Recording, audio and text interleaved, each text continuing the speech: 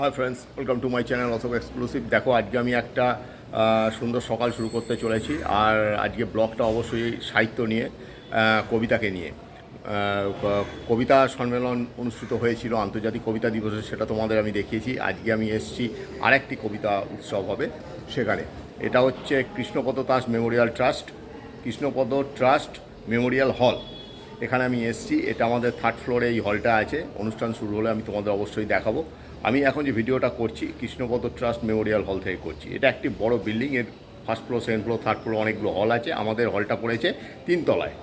হ্যাঁ, তা সুন্দর। চলো তোমাদের অনুষ্ঠান কক্ষে নিয়ে যাব, আর নিয়ে গিয়ে তোমাদের অবশ্যই এই অনুষ্ঠান কেমন কি হচ্ছে একটু একটু দেখাবো। 4 ঘন্টার অনুষ্ঠান, এতক্ষণ দেখানো সম্ভব নয়, তাই তোমাদের আমি অল্প একটুখানি অনুষ্ঠান দেখাবো। অনুষ্ঠান শুরু হয়ে গেল।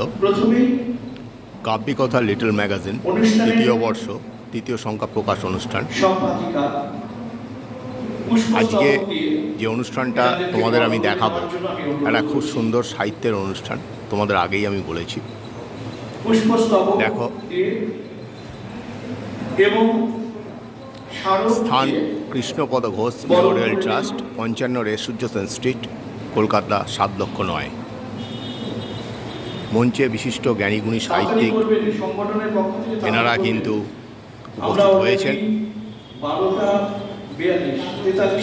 মানুষজনও আস্তে আস্তে আসতে শুরু করেছেন। বিশিষ্ট গুণী ব্যক্তি এখানে প্রত্যেকেই আছেন, এবং প্রত্যেককে ব্যাচ পরিয়ে এবং চন্দনের ফোঁটা দিয়ে স্বাগত জানানো হয়েছে।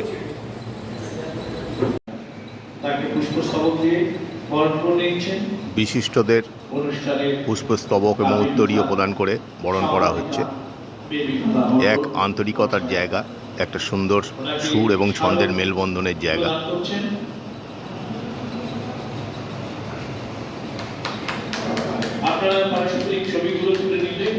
পুষ্পস্তবক অর্পণ করলেন এবং উত্তরীয় পরিয়ে দিচ্ছেন সংস্থার যিনি প্রধান, শ্রীমতী বেবি বালা মণ্ডল মহাশয়া।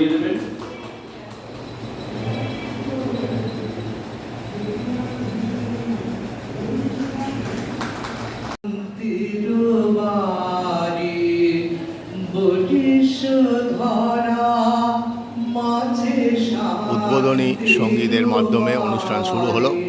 পরিবেশন করছেন শিখরিণী মজুমদার বন্দ্যোপাধ্যায় মহাশয়া।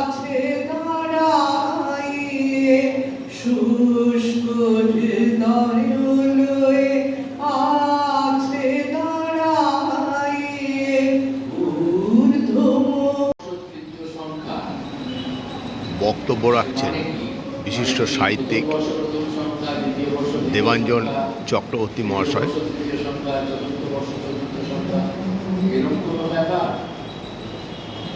নাকি বছরে ওরা অনেকগুলি সংখ্যা বার করেন, এই জিনিসটা স্পষ্ট হওয়া দরকার। সম্পাদিকা বলছেন যে বছরে 2টো সংখ্যা বেরোয়, তাহলে 2টো সংখ্যা হলো প্রত্যেকে। এগুলো তাদের জানতে হবে। যাই হোক, সাহিত্যে যারা এসছেন তারা মানুষের সৃজনশীল। ও জিউস, দেবতাদের রাজা তুই, ভগবান সেজে বসে কবিতা পাঠ করছেন বিশিষ্ট কবি এবং সাহিত্যিক মাননীয়া ইলা সূত্রধর মহাশয়। মানুষের সৃষ্টিকর্তা, তার বীজ মন্ত্রে রক্ষা কবচ ছিল। প্রতি মুহূর্তে লালন পালন করেছে মানুষের নিজস্ব অধিকার, আর জুগিয়েছে জীবনযাপনের অধিকার,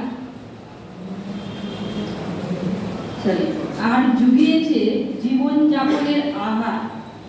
মানব সভ্যতা বিকাশের জন্য মানুষের ডাকে আপনারা যে এখানে এসেছেন, বক্তব্য রাখছেন আমি অশেষ কৃতজ্ঞ।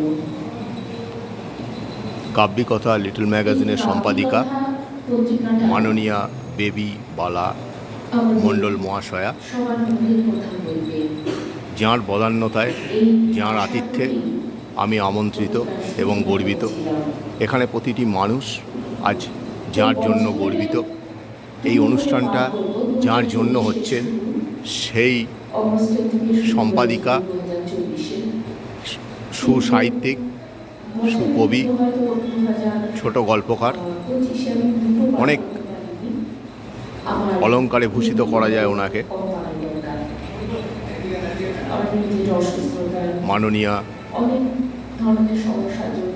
বেবিবালা মণ্ডল মহাশয়া আমাদের তৃতীয় সংখ্যাটা পাঠ করলাম। আপনাদের আশীর্বাদে ওনার মূল্যবান বক্তব্য আমরা শুনছি। চেষ্টা করব এবছর আরেকটি সংখ্যা পাঠ করতে, জানি না কতটা সমর্থ হব। আপনারা পাশে থাকলে হয়তো নিশ্চয়ই পারব। অনুষ্ঠানে প্রদীপ প্রজ্বলন করা হলো।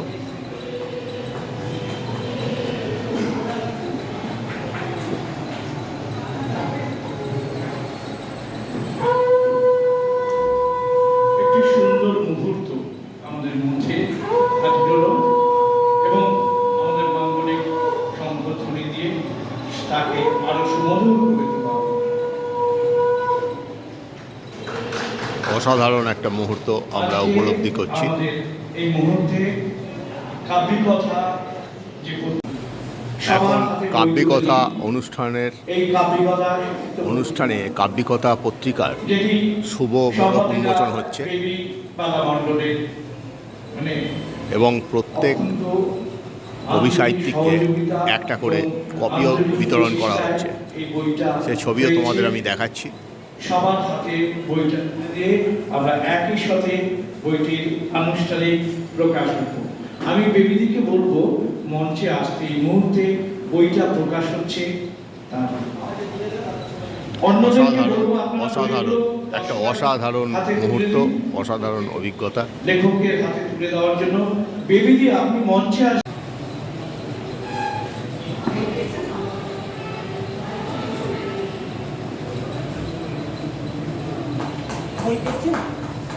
Thank you. দেখো কাব্যিকতার একটা কপি আমিও পেলাম। খুব সুন্দর বইটা হয়েছে। কঠোর হন, তাহলেই আপনার পত্রিকা দীর্ঘজীবী হবে। খুব ভালো থাকুন বেবি ম্যাডাম, আমাদের পরে কথা হবে। আমি একটা দীর্ঘায়িত না করে নিজের একটা ছোট্ট কবিতা পড়ছি।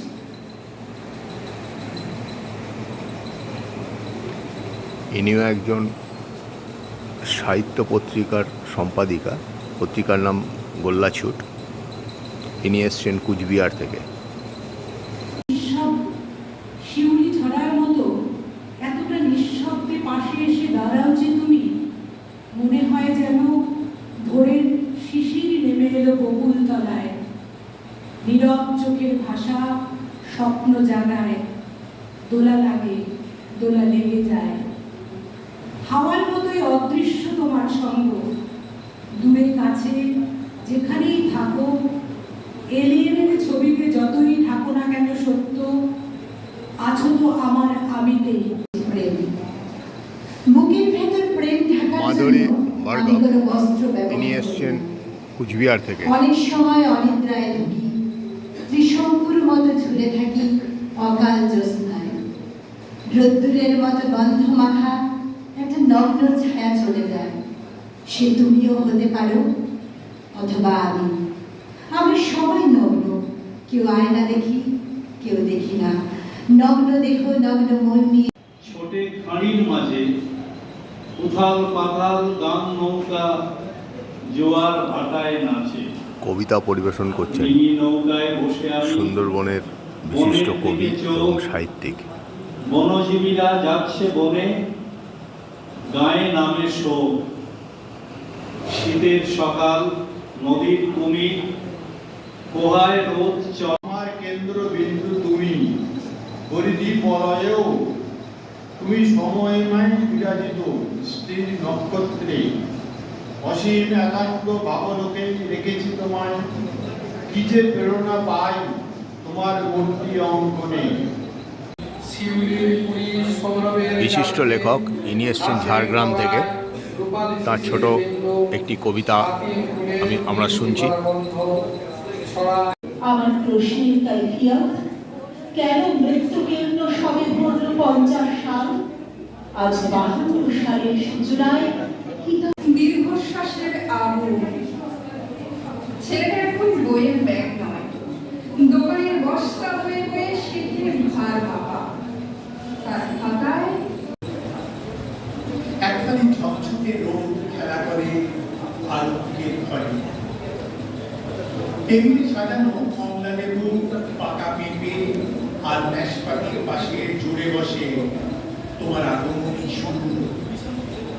টাটকা বাতাস, জাদুকরের লাঠি নাচায় সহজতলির ঘরে।